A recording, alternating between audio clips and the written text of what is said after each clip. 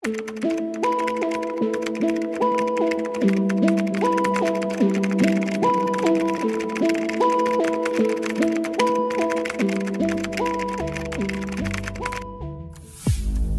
jumlah penduduk di Indonesia berdampak kepada peningkatan kebutuhan akses hunian layak.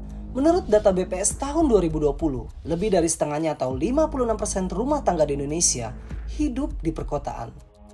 Fakta menunjukkan bahwa pertumbuhan penduduk ini belum diimbangi dengan pemenuhan kondisi hunian yang layak.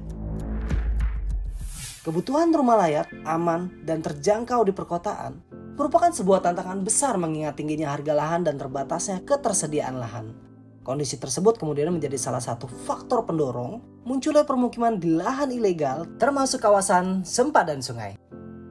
Garis padan sungai adalah garis maya di kiri dan kanan palung sungai yang ditetapkan sebagai batas perlindungan sungai. Hal ini perlu dikendalikan, mengingat wilayah tepi sungai merupakan suatu kawasan yang perlu mendapat perlindungan dari berbagai faktor yang dapat merusak ekosistemnya. Di sisi lain, pemanfaatan kawasan sempadan sungai sebagai permukiman menjadi hal yang dilematis. Karena hal ini merupakan bentuk pemanfaatan sebesar-besarnya potensi air dan sungai sebagai hunian oleh masyarakat. Selain itu, terdapat sejumlah kawasan permukiman di sepadan sungai yang sudah ada secara turun-temurun yang memiliki nilai historis dan nilai ekonomi sebagai kawasan wisata. Salah satunya adalah kawasan legendaris di Yogyakarta, yaitu Sungai Code. Unsur gotong royong yang kuat dengan sistem kekeluargaan menjadikan tempat ini sebagai hunian yang humanis. Bagi orang Jogja, tempat ini merupakan sumber irigasi yang sangat penting. Tak hanya untuk kebutuhan pangan dan sandang, Sungai Code pun juga menjadi sarana yang penting bagi pertanian di Yogyakarta.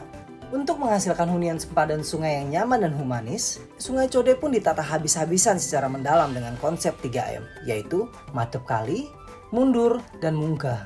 Tujuan penataan Sungai Code adalah memastikan hunian wong cilik yang berada di sempadan sungai dalam status yang layak huni.